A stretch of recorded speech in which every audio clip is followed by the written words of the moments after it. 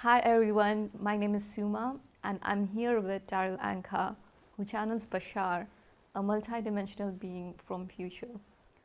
In past 34 years, Bashar has shared a new wave of information on how the universe works and how a person creates their own reality.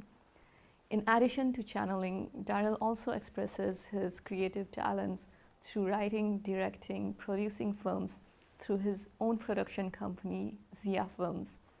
In his recent documentary, First Contact, he explores his life as a channel and messages shared by Bashar. Hi, Darryl. Hi, Suma. I want to make sure I mention to the audience how patient and down to earth you are. Oh, thank you. That's very inspiring to me. Do you want to start off by sharing how you began channeling? Sure. The channeling began for me about 44 years ago, really, in a sense, because I had two very close broad daylight UFO sightings over Los Angeles. First time about 150 feet away, second time only about 70 feet away, of a black equilateral triangular ship. And after having seen that with witnesses, I began doing investigation into what that was all about, because I'd always heard about UFOs. But once you see something like that, it becomes very real.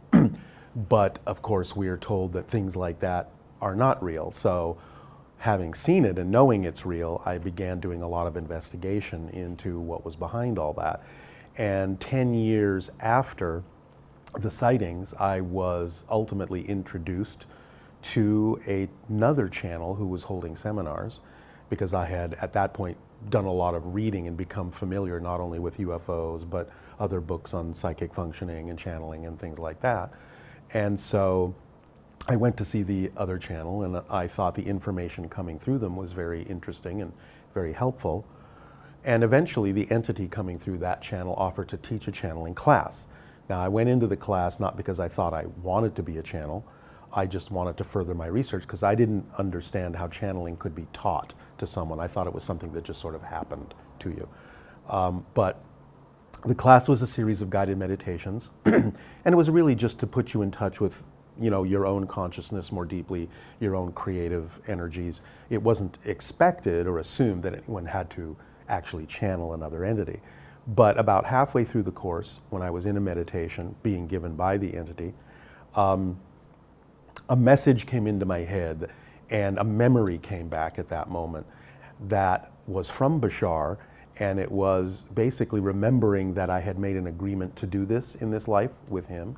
I understood that he had shown me the UFO on purpose to get me to start doing the research, to move me in the right direction, so that when it came time to do the channeling, I would have some degree of understanding of what was happening. I would be more ready. And the message in my head was, now that you remember you made this agreement, and now that it's time to begin, is this something you still want to do?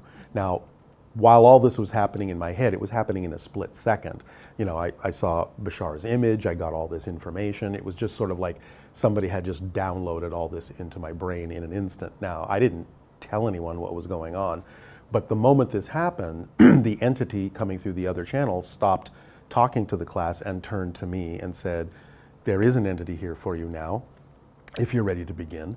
And I happened to glance behind me, and one of the other classmates had somehow picked up on the image of Bashar that was in my head, and she was actually sketching it on a piece of paper.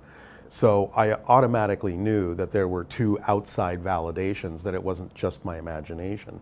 And so I decided to go ahead and see where the channeling would lead and keep practicing.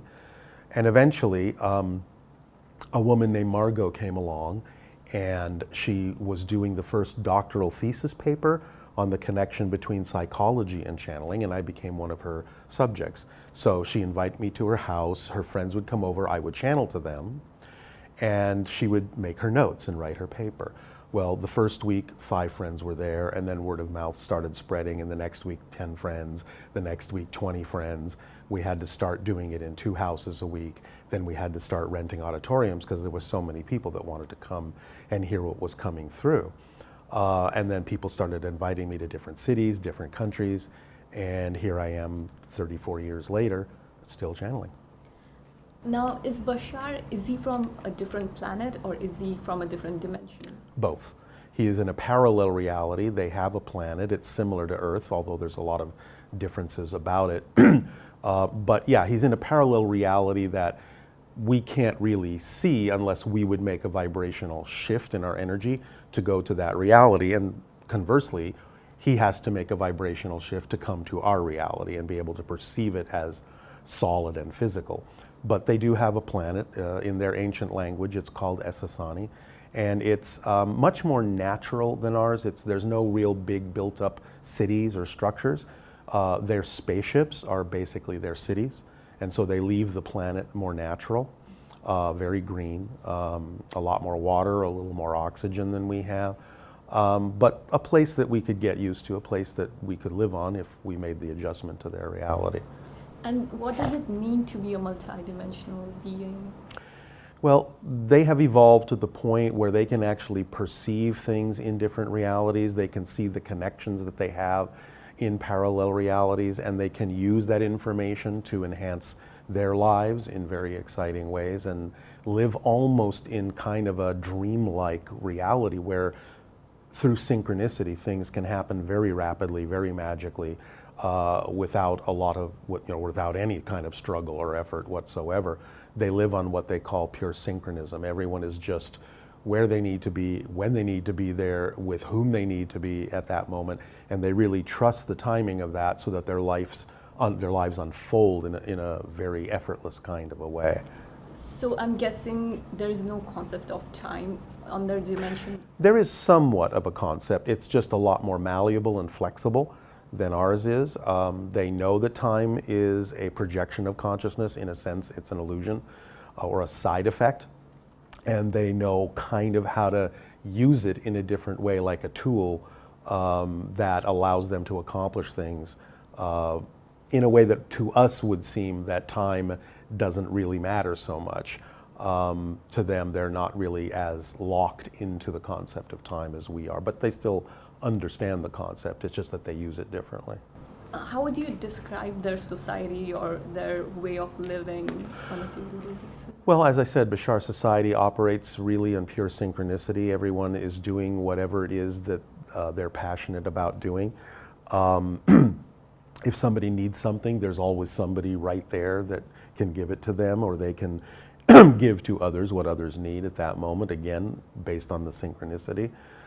They explore different realities, they explore space. Bashar himself is actually a first contact specialist. So he's one of the people in his society that actually makes first contact with different civilizations that might be ready to open up a dialogue with them and maybe ultimately join their alliance, their interstellar alliance, and expand their reality that way. So that's one of the things that Bashar does. And to get a deeper understanding into their world, since last 34 years you've been channeling Bashar, have you noticed any physical changes in him?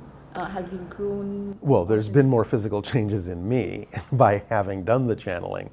I mean, the thing that's interesting about channeling Bashar is because their minds are so multidimensional, because they're not as fixed in time, when someone is having a conversation with him, in one part of the conversation, they might be talking to a version of Bashar that is 50 years old. But in another part of the conversation, they might be talking to Bashar that's 150 years old. He can actually adjust his consciousness to go to whatever point in his life he needs to, where he will have the information that they need. So his consciousness is constantly sliding up and down his timeline to give the people the information that they're asking from him. So he changes constantly in terms of the way his personality functions. But by having been exposed to that and immersed in that energy for so long, I find that there are definitely a lot of changes that have happened within me, both physically, emotionally, mentally. I get to see how they see reality. I get to experience the feeling of the state of being that they're in. And they have a profoundly different state than we do. They have no doubt about anything. They have 100% conviction about what it is they believe or know to be true about how reality works. They can actually see the structure of existence. So a lot of the information they're sharing with us, it's not just a good sounding philosophy. It is actually a description of the structure of existence. They're really giving us an instruction manual for how reality works so that we can improve our lives in much the same way that they live their lives. So I'd say the greatest changes have been more on my side than on his side. And also to get more insights into their world, do they have genders, and are there like different gender roles? They do. I mean, they are genetically related to us, being a hybrid race. And so they did start out with the typical male and female genders. They have evolved to the point where that's not quite so defined anymore. They don't eat anymore, they don't sleep anymore. They're becoming less and less physical in a sense. They call themselves quasi-physical beings. They're almost halfway between physical material beings and spirit. So that's why they can exhibit many of the traits that we assign to what we believe spirits can do, is because they're not really anchored in physical reality as strongly as we are. They're not quite in the spirit world. They're kind of a combination of the two. But we would generally recognize that they have gender. The males, as they've described it, are, well, they're all about 5 feet tall on average. Their skin is relatively pale. They have larger eyes than we do. The males tend to have no hair. The females have hair. It's usually white, though there are exceptions. So they're very slender, kind of almost ethereal looking beings, but they still do have a physicality that we can perceive. Yeah. And how could this contact benefit them, sharing this knowledge? And well, for them, they look at us as part of the family. So by sharing this knowledge and whatever we decide to apply in our lives that upgrades our frequency and brings us closer to their level of reality, to them it's like expanding the family. So they get to interact with more people, they get to interact with us in a way that allows them to see more points of view in creation, how we express ourselves differently than they do, and it expands their understanding of existence and how existence can express itself in so many different ways. So for them, it is definitely an expansion of their awareness of existence to interact with any civilization, since everyone by definition is very different. It just gives them a bigger idea of what creation is, and they enjoy that, and they know how to use that also to their own advantage. For those who are new, can you share some of the highlights of Bashar's teachings? One of his basic teachings is that it's very important to follow your passion. Now, many people have heard this over time, act on your passion, follow your bliss. The thing that I appreciate about Bashar is because he understands how physical reality functions, he's able to take these, what appear to be sort of philosophies, and actually explain why it's important, how it works physically. So he's actually giving us a toolkit to understand why we keep intuiting that we should follow our passion. So basically, as he explains it, is when someone feels that passion for something, when someone feels excited, that state of being is actually representative. It's our physical body's translation of the vibration of our true core essential selves. And that's why it's so important to be in alignment with it by committing to it and acting on it. Because if we don't, then we're kind of out of alignment with our true selves. So by acting on our passions to the best of our ability, but with no real insistence on what the outcome should look like, he's saying that's a tool that actually, it's a formula that actually allows us to experience our life unfolding in a synchronous way that is always bringing us exactly what we need at that moment. Because our physical minds don't always know what we really need. We may think we know what we need a lot of times, but he's saying if you just act on your passion to the best you're able and you don't insist on how the outcome should look, it actually will allow the universe to start functioning in a way where it always brings us exactly what we need and allows us to grow and continue to act on our passion in whatever way we need to. Remember, one of like the most memorable stories for you about a personal transformation someone had by applying Bashar's teaching? Well, I know there are many people that come back to me and say that when they really finally understand what Bashar is talking about and apply it in their lives, they do see effects, they do see changes. And I can only speak for myself personally in that, again, by applying his information, I do experience much more synchronicity in my life, sometimes to ridiculous proportions, where things will just, I'll be thinking of one thing that I might need, and it'll just show up, that day. And maybe 2 or 3 times the things will give me opportunities to see that my state of being is determining how I experience my reality. And so that gets stronger and stronger and stronger the more you really apply the information, and your life really becomes something much more fluid, where you see that really what you need is actually coming to you without really any struggle or effort, and then you act on it in a way that is representative of your passion, and where it takes you is always something that can benefit you. Even if you can't immediately see it, you have to just trust that it will. And every time I have done that, it has always worked out much better than I ever thought. So I can really see a practical, physical reflection of applying these concepts into my life. And I know, like I said, other people have said they see the same thing once they finally truly understand how to apply these tools. And is Bashar, does he channel only through you, or are there some... He channels only through me at this point. In the beginning, he kind of allowed other people to channel him temporarily, because it was, and only for specific people, because it was a chance, he knew they were going to learn to channel another entity. And so he was kind of, because they were familiar with him, he was allowing them the opportunity to get familiar with what that state felt like, until they were ready to channel some other entity. But that doesn't happen anymore. Right now, I'm the only one that channels him. So it's a lot more clear, and the information doesn't get confused. Yeah, exactly. And besides, it's, he's my future self, no one else's. So the idea for channels is to connect with whatever is relevant for them, that they're connected to in their spirit, in their soul, in their future selves, or other guides, or what have you, that they're already connected with. Bashar is a teacher, but he's also specifically got a relationship with me that's unique. So that's why at this point it's important for that to sort of remain in the family. Can you share some of the future technologies that the planet Essassani? Well, sure. I mean, one of the more fascinating things is he's kind of answered the question that many of our scientists have had, and that is, well, if UFOs do in fact come from other planets, how do they get here? How are they able to travel such vast distances? And he's really talked about the technology behind that for their society.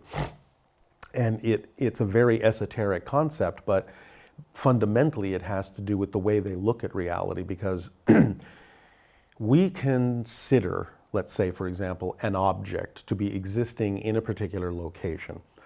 They don't look at objects that way. They see location as one of the properties of the object. If you look at the object as an equation of energy, one of the variables in that equation is where is it in space and time. So what they've learned to do with their technology is they've learned to isolate that locational variable in space and time and change it to another location. So as soon as you unplug one location and plug in another locational frequency, that object, and it can be a small object or it can be an entire spaceship, has to stop existing at the first location and just instantly start existing at the next location. So they're not really traveling across the distance, they're literally redefining what the location of that ship should be, and it stops existing here and starts existing there. So they can instantaneously go great distances without actually having to travel them, and they're not violating any laws of physics, they're just using physics in a very different way. It has a lot to do with what our scientists and physicists sort of are beginning to recognize as a holographic nature to reality, or the concept of entanglement, where a particle in one place can actually affect a particle at a great distance in another place. they see the whole universe, the whole of existence, as sort of existing here and now. And so it's only to them an illusion that there is distance between things. That's just the way we perceive things from a space-time frame of reference. But to them, everything is here and now. So if you make that tweak, it's almost more like they're not going from there to there. They're actually almost more simply redefining that over there is now here. And that's why they're suddenly where they need to be. There's a lot more to it. That's a very brief explanation of the technology as he's given it, but that's one of the things that they can do with their technology at this point. Has he shared any healing technologies? Well, he's talked to a lot of people about healing, and he basically is saying to healers, whether they're doing it with their own bodies or whether they're using a technology, the idea behind a healing is a healer is not directly healing anybody, whether they're using their body or a piece of equipment. They're setting up a vibrational frequency that represents the healed state.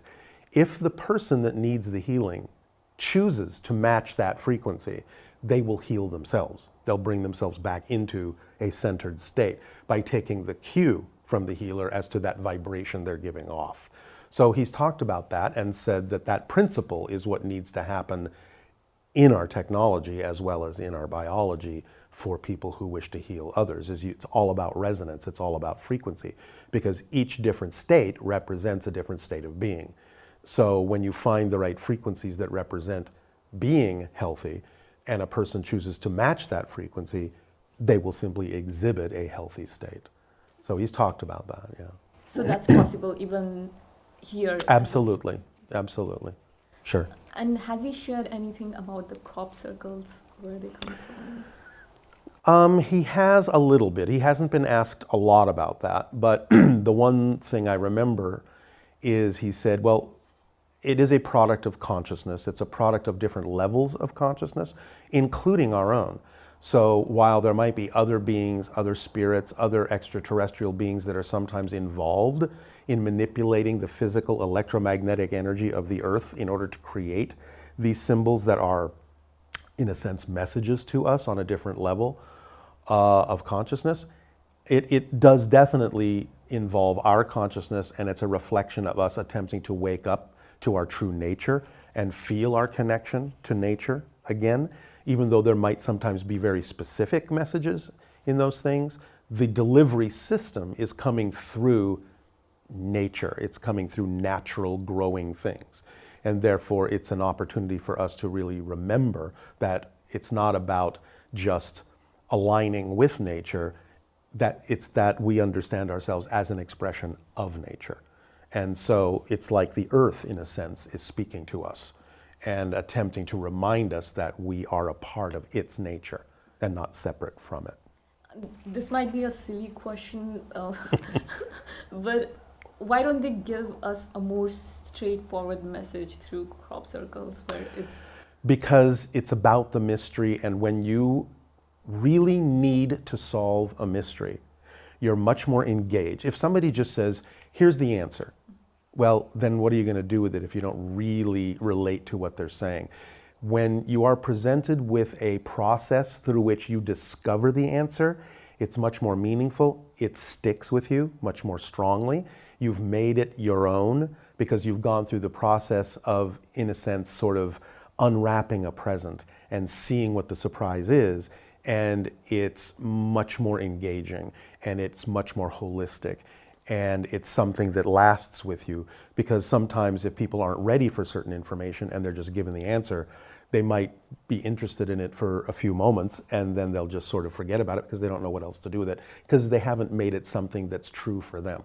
So process is very important. It's one of the reasons why we chose to be physical, is to experience these processes so we can discover ourselves through that process from another point of view. And that's what makes a lasting impression on us, rather than just being given bits and pieces of information that we don't know what to do with. Do they talk about what their views are on the current our global situation and? Sometimes, yes, specifically, sometimes generally. Depends on the question they're asked. Right now, one of the general things Bashar has said is, we're seeing a lot of escalation of violence and escalation of negativity. But he's saying the reason for that is that we're kind of nearing the end of the cycle of experiencing a lot of negative things. It's all kind of coming out in a very blatant way so that it gets out on the table. And we can really now see clearly nothing is hidden. It's like, well, now you have a choice. Now that you can see exactly what's going on here, is this the kind of world you really want?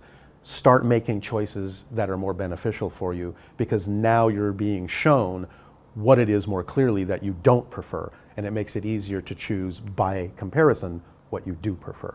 So that's why it's kind of accelerating at this point. And do they specifically mention anything regarding to the natural disasters that have been happening lately? Well, again, there are consequences to our choices, and therefore people that are, shall we say, a little bit asleep and not willing to make the changes within themselves they need to make might attract themselves to places where they kind of have to, for lack of a better term, scare themselves awake. They have to wake up by being shaken awake.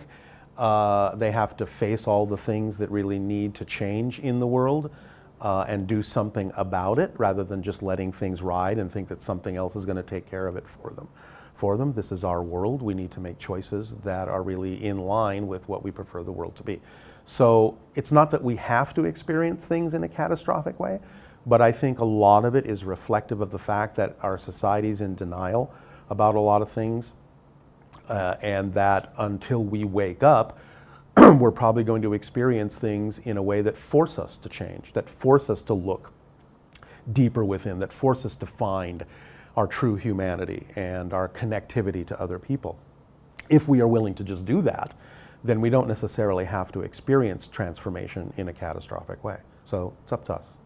It's up to us how we choose to learn. How we choose to learn. But learn we will, because that's what we're here to do. So we can't really avoid learning, but we can choose how we wish to learn, whether in a more joyful way or kind of in a more negative way. But one way or another, we'll force ourselves to face the issues that we need to face. And for someone who is new to the subject of sacred geometry, can you give a brief explanation on what it is and how that knowledge could benefit us?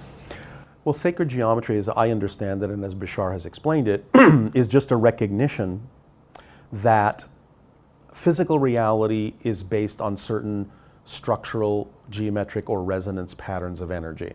And those proportions, those ratios we find in sacred geometry, in sacred mathematics, are representative or reflections of the different kinds of resonance patterns that create what we perceive to be reality from our consciousness. So by understanding those patterns, by understanding those proportions and relationships, we can have a greater insight into what reality is, what our consciousness is, and how it operates. So I think in some sense, sacred geometry is kind of like taking an X-ray of existence and understanding the bones of it and how things are related to one another in energetic proportionality. So I think it's a very important tool that can certainly help us. So I think it's very helpful to understand the idea of those ratios and relationships if we want a deeper understanding of the nature and structure of existence itself. How do you see this process of contact unfolding for you personally? Well, again, it's about, for me personally, sort of learning to be my version of Bashar in the world, to be my fullest self, to really live my life in the way that's true for me and be a living example in the world of how you can live a life of joy and creativity and expand your consciousness in beneficial ways, not only for myself, but for other people.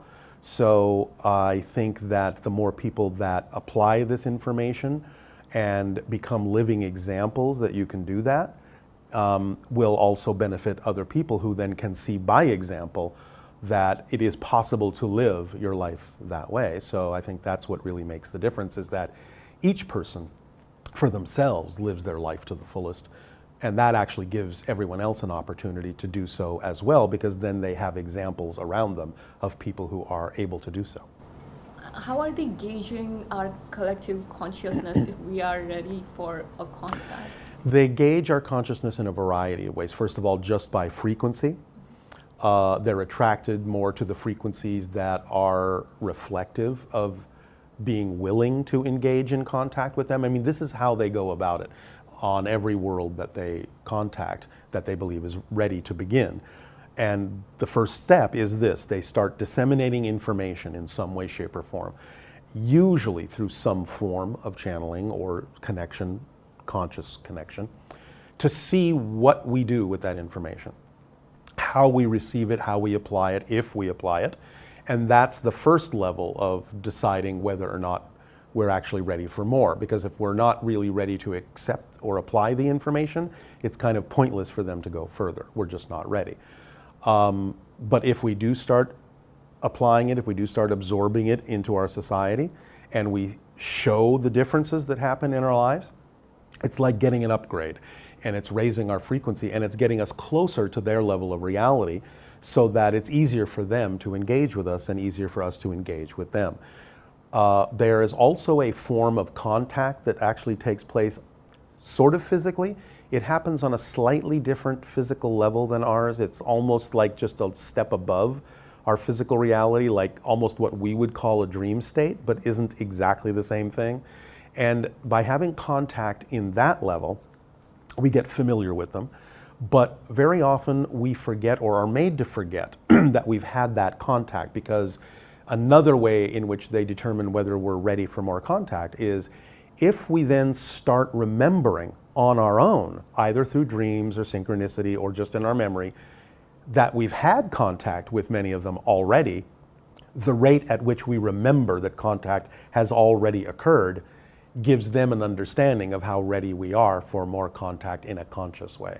So they're using both the information and the contacts on another level to determine when we're actually ready for the next step and the next step and the next step. So he has said that maybe sometime between the years of maybe 2025 to 2033 or 2040, somewhere in there, he feels, we'll probably, if we keep going the way we're going, we will probably be ready to begin, slowly at first, a series of actual open physical contacts with some of them. And then that will grow and it will accelerate, and we'll get used to that, so that, you know, maybe somewhere around 2050 to 2100, open contact with them and interaction with them physically will be a common thing. That's how he reads the energy at the moment. What are some of the changes do you perceive if the day after we have this official proof? What happens? What are some of the big changes that happen the day after contact? Well, I think a lot of the changes that need to happen have to happen before contact, so that contact will happen. But I think what we're generally looking at is an understanding that we're all connected. Probably more focus on ourselves as a collective humanity, less focus on the idea of ourselves as individual nations. Individuality will still be important, in fact, even more important, because from their point of view, true harmony is the product of the validation of the differences between us. It's not about becoming homogenous. It's about respecting the differences in a creative way, allowing our differences to become compatible. So I think we'll see more of that. I think we'll start to see more of our institutions change, social, political, religious, things like that. Will probably change in ways that have, or at least accept, a bigger picture of the universe, rather than something quite so limited and isolated, because now that we know we're not alone, we have to kind of be more inclusive and not so exclusive about things. So I think those are the kinds of things that will begin to accelerate, both before, during, and after the concept of open contact, because if we really want to become cosmic citizens and be able to also go out there in the universe like they do, we will have to become more like them. They're basically giving us a guideline for how you have to function to be a member of a galactic society. So we're not quite there yet, but I think that we can probably get there pretty quickly. At least the people that are open to these kinds of things can get there pretty quickly. And I don't think it has to be the majority of the world that is in that space when contact happens. But I do think that once it happens, you might see a big, sort of divergence of the people that are ready for it and want it and want to accelerate, and the people that might not be ready for it and don't want it. But I think at that point, what we're really going to see is something that Bashar has begun to talk about, which is a true splitting into parallel realities, where when you pick one frequency of one reality and you start to experience that, and people pick another frequency for a different reality and they start to experience more of that, the divergence is probably going to continue to the point where at some point you're going to realize you're actually in two different realities. And in the years to come, people in one reality won't even be able to perceive the people in the other reality. They will actually split into different physical realities and become invisible to one another. Now, that's a process that may take several years, but I think that is what Bashar is implying is actually beginning to happen. Whatever vibration you're aligned with is the reality you will ultimately experience. And anyone that's not vibrationally compatible with that, ultimately you probably won't experience them in your life anymore. And one of the insights I really loved in your film, First Contact, was evolving from being a Homo sapien to Homo galacticus. Yes. Can you elaborate on that? What does it mean to be a Homo galacticus? Well, it's kind of what I was just talking about, where we really understand ourselves as members of a cosmic society. We're not really as isolated as we think we are. We've just created this sense of being separate and isolated. But from Bashar's point of view, there's a lot of activity around us all the time. There are different kinds of beings coming and going. We just can't perceive them because we're not on the frequency to perceive them. But we're not really an isolated island out in the middle of the ocean. We really are part of a bigger society, a galactic society. It's just that we don't realize that yet. So he's helping us to awaken to that, to open our eyes to what's going on.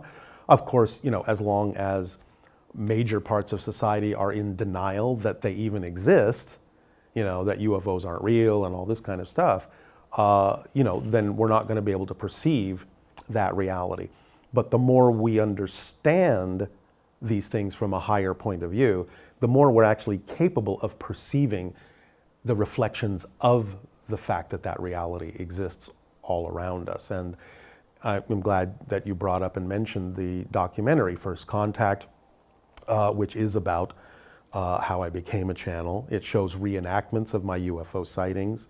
It talks about who Bashar is, what his principles are, with a lot of graphic illustrations so that they're easier to understand rather than just hearing it through words. And it, for the first time, actually shows through computer graphics what Bashar looks like, what his planet looks like, what his spaceships look like. Because, I see all that in my head when he's talking through me, but people never get to see any of that. So one of the reasons we wanted to make the movie was so that people could actually see the kind of things I'm experiencing when he channels through me. And also we wanted to demystify the whole concept of channeling, because channeling is just a different state, and everyone does it from time to time. When you're doing what you love to do, when you're in the zone, you're in peak performance, you're actually in the channeling state. And one of the things that I'm most excited about First Contact is that we did a channeling with my head wired to a brainwave machine, so we could see what's going on in my brain when I'm in the channeling state. Is it different than my normal waking state? And what we discovered, without giving too much away, is that it's profoundly different. And there are things even happening in my brain that supposedly, technically, from a scientific point of view, are not supposed to be possible. So we're very excited to present, for the first time, actual scientific evidence that the channeling state is a true altered state. It's represented by what's called the gamma frequency in the brain. And anytime anyone is doing what they love to do and not really paying attention to time, they're in that state. So it's really a matter of what you want to do with it. Now we're at this point really excited because we are now finally getting First Contact out. on many different platforms. It's on iTunes, it's on Amazon, it's on Vimeo, it's on FastSpring, TrepStar for people who want DVDs. And people can just go to either whatisfirstcontact.com and they'll see all the links there to buy First Contact. They can go to bashar.org and also find the links there and also learn more information about Bashar. They can go to my production company, Zia Films, where they can not only find out about First Contact, they can find out about other things that we're doing. Another film we have is called Dearly Departed, which is about the afterlife, and it's based on things that are reports and information from near-death experiences. So that can be an interesting sort of companion piece to the idea of the spiritual concepts that Bashar is talking about. So we invite people to go there if they're interested in this and go ahead and get either film. It'll give them a much better understanding of what Bashar is saying, I think. Yeah, I want to personally thank you for making that movie, because it's one thing to read about it or listen to it, but Right. it gave me a visual perspective, and it deepens your understanding about Sure. what that was. Yeah, because it also takes you on my journey. So you really understand more from beginning to now how it all happens. People may find a lot of similarities in their life in terms of the things that are happening to them, and it may help explain some of the experiences that they're having and what it might be leading to. And I think even more importantly, the movie itself is actually a tool that can help alter our energy by even watching it and actually make us more ready for contact. It's designed to do that. It's designed to accelerate the idea of having open contact with Bashar and other extraterrestrial beings. So we're very excited that now the tool exists and that it can really put people in the proper altered state to open up to new ideas and the potential impact that extraterrestrial contact can have on our society.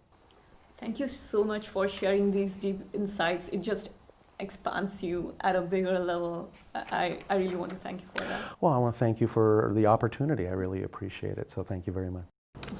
What are the next projects that you're working on after First Contact movie?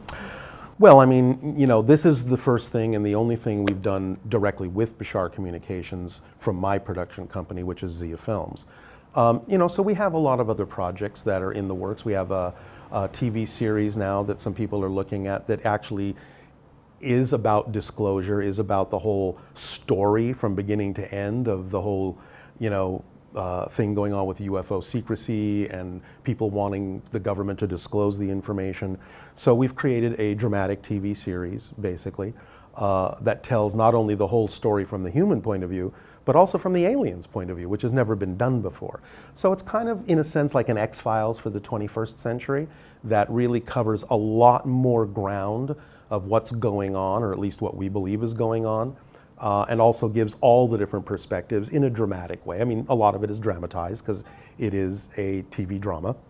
So it's peppered with what we believe is the reality, but we've also, of course, created characters to help tell the story in a dramatic way. So that's one project that we're working on, along with several other kinds of scripts and other kinds of things. We're just about to go into creating escape rooms. I don't know if you know what those are. Escape rooms is a growing business, an entertainment business where it started online, but it has now become something physical where a group of people go into a room that is decorated with a particular theme and it tells a particular story.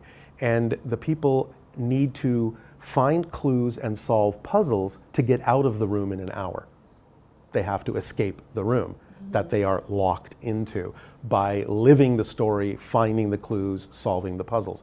This is an extremely fast-growing business, and we're very excited to go into that business because we can create a lot of environments and themes that people can be in that not only allow them to experience the fun of the typical escape room, but also put them in environments that they otherwise wouldn't necessarily get to experience. And be part of a bigger story. And that will lead to something bigger and bigger and bigger. That would be kind of a theme park where the environments that we're presenting and creating are so realistic, it allows people to truly feel that they're on not just a ride, but actually having been transported to another reality. So we're doing that as well. Lots of stuff. Is there anything else you would like to share? Well, I just, again, want to go back to the idea that I think one of the most important things for people to understand is how important it is for them to really follow their dreams and live their passion. Because, again, it allows them to be who they truly are. Because as far as I understand it from what Bashar has taught and what I've experienced personally, the struggles and the suffering that we have in life mostly come from resisting being our natural selves. So if we can let go of that resistance to be who we really are and follow our passion, which is an indication of who we really are, I think things will be much better for us individually and collectively. So I would encourage everyone, to the best of their ability, to really act on their passion. Now, if they believe that they have to have a certain kind of reality in order to be supported, I would suggest they honor their belief system and don't push themselves too fast. But at the very least, even if they're still doing something they don't really prefer to do but believe they need to in order to get supported in life, I would at least encourage them to find whatever time they can to act on their highest passion every moment, whatever that may be. And it doesn't have to be a major project or a life-spanning career. Just pick an opportunity that has more excitement than some other opportunity and act on that first and keep doing it, because I think that will lead to bigger and bigger opportunities coming into your life synchronistically. But the idea behind it is that if you at least take a moment to start doing that whenever you can, ultimately I think your excitement and your passion will demonstrate to you, will prove to you that it actually can support you in life. I'm 66 years old, and really when I got out of school, except for a very short period of time, I've always only chosen the things that I really love to do in life. I've never really worked at jobs that I didn't find exciting, and it's always supported me. It never doesn't support me. So on that level, I really appreciate being an example of someone who has only, even before I knew about Bashar, just instinctively always chosen what excites me, and I have always been supported in life to keep going. So it does work. I'm a good example of the fact that it does work. And again, that's why I encourage others to know that it is a principle in life that actually does work. And please go ahead and go for it, because it's really much more enjoyable. That's a very beautiful note to end this video with. Thank you so much. Thank you, Suma. I appreciate it. Thank you for watching. And if you like this video, please remember to subscribe and please leave your comments.